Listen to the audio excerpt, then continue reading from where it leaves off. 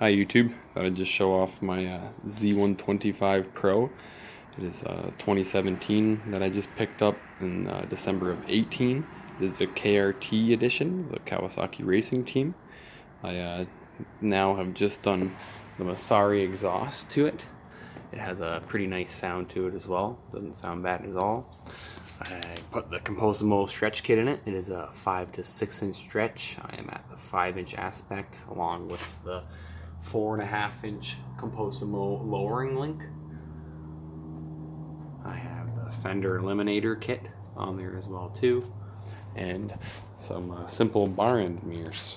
They're a really nice feature on there. The old mirrors I couldn't see around myself. They're kind of useless, honestly, in my opinion. And these kind of helped really sharpen it up a little bit. The lowering kit and the stretch kit definitely helped with the look overall of the bike, in my opinion. I'll fire it up here quickly and let you hear how the Masari exhaust sounds. I got that off of Amazon. That's with the baffle in. I've had it out. It was a little bit too noisy for me, in my opinion. Everyone has their own choice. This is obviously in my garage. A little bit, but sounds good.